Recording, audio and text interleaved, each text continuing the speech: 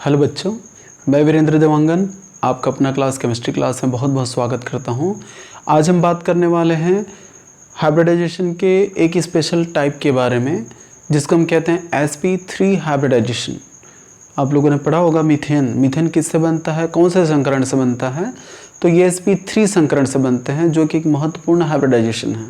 ठीक है, तो यहाँ पे sp3 हाइब्रिडाइजेशन हम क्यों कहते हैं, क्योंकि एक s ऑर्बिटल और 3 p ऑर्बिटल पार्टिसिपेट करते हैं, भाग लेते हैं, इसीलिए इस हाइब्रिडाइजेशन का नाम क्या पड़ जाता है, sp3 संकरण। तो यहाँ पे जो sp3 संकरण है उसको हम विथ एग्जांपल देखते हैं कि किस तरह से CH4 का फॉर्मेशन होता है sp3 हाइब्रिडाइजेशन के थ्रू। तो यहाँ पे जो sp3 संकरण होगा इसके लिए हमने क्या लिया है, CH4 लिया हुआ है जिसको हम कहते हैं मीथेन। इसका जो केंद्रीय परमाणु है, जो सेंट्रल एटम है, वो है कार्बन, C6 एटॉमिक नंबर है। इसका इलेक्ट्रॉनिक कॉन्फ़िगरेशन क्या होगा, 1s2 2s2 2p2। इसको हम ऑर्बिटल में भरते हैं आउटर सेल के इलेक्ट्रॉन्स को, क्योंकि हमें पता है कि जो भी हाइब्रिडाइजेशन होते हैं वो आउटर सेल में ही होता है। किसके, तो सेंट्रल एटम के। यहाँ पे नॉर्मल स्टेट सबसे पहले क्या मिलेगा, नॉर्मल स्टेट मिलेगा, क्योंकि जो हाइब्रिडाइजेशन है वो बाय प्रोसेस होते हैं, नॉर्मल, एक्साइटेड, फिर हाइब्रिडाइज्ड। तो यहाँ पे जो इलेक्ट्रॉन्स हैं इस तरह से भरे हुए नॉर्मल स्टेट है। फिर इसके बाद एक्साइटेड स्टेट में क्या होगा, यहाँ का इलेक्ट्रॉन जो दिख रहा है ये इलेक्ट्रॉन ये ब्लैंक वाले ऑर्बिटल में ट्रांसफर हो जाएगा। इसको हम कहते हैं एक्साइटेड स्टेट, यानी सब के सब अब अनपेयर्ड हो गया। अब इसके बाद क्या होगा कि सभी अनपेयर्ड इलेक्ट्रॉन्स वाले ऑर्बिटल से हाइड्रोजन जो होगा वो ओवरलैप करेगा। ओवरलैप मतलब अतिव्यापन। ओवरलैप मतलब जैसे इस तरह से है हमारे पास पेन, ये कैप में इस तरह से क्या हो गया, ओवरलैप हो गया। क्लियर है। तो इस तरह से ओवरलैपिंग होगी। जब ओवरलैपिंग होगी तो इस तरह की ओवरलैपिंग में कौन कौन से ऑर्बिटल पार्टिसिपेट किए, तो एक s और 3 p ऑर्बिटल पार्टिसिपेट किए, इसीलिए इसका नाम क्या पड़ा, sp3 और हाइब्रिडाइजेशन। एक s orbital and 3 p orbital, इसलिए हमने क्या बोला, इसको sp3 हाइब्रिडाइजेशन बोला।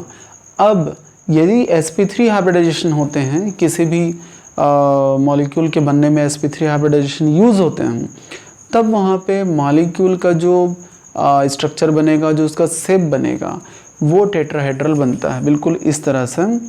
यहाँ पे जब sp3 हाइब्रिडाइजेशन हुआ तो उसके इस तरह से लोब्स बन गए, और यहाँ पे उस लोब्स से क्या करेगा, हाइड्रोजन ओवरलैप करता है और इस तरह का एक स्ट्रक्चर बनता है जिसको हम कहते हैं टेट्राहेड्रल, चतुष्फलकी।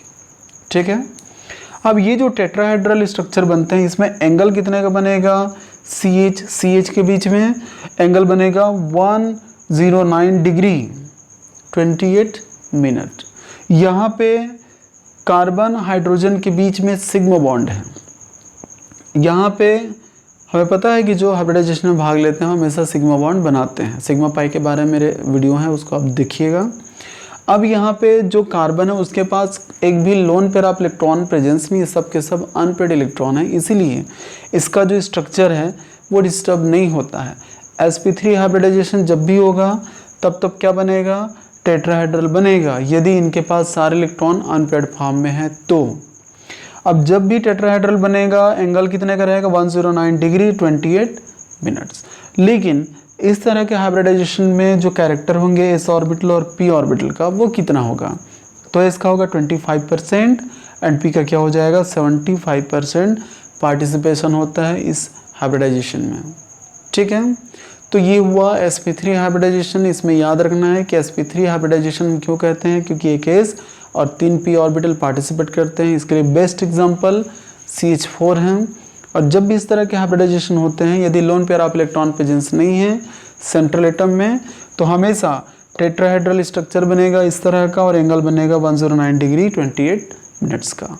अब यहाँ पे क्या होगा, जो कैरेक्टर होंगे s का 25% होगा और p का क्या हो जाएगा, 75%। किसमें, sp3 हाइब्रिडाइजेशन में। तो उम्मीद करता हूँ बच्चों ये जो sp3 संकरण है बहुत ही इजी वे में आप लोग को समझ में आया होगा। और जब भी वीडियो को आप लोग देखते हैं लाइक शेयर ज़रूर कीजिए ताकि ज़्यादा से ज़्यादा बच्चे इसका लाभ उठा सकें। और यदि आपने सब्सक्राइब नहीं किया है तो वीडियो को, मेरे चैनल को सब्सक्राइब ज़रूर कीजिए ताकि सारे अपडेट्स आप लोग को बिल्कुल टाइम पर मिलता रहे। तो ठीक है बच्चों, इसी के साथ आप सभी को good luck, take care, thank you.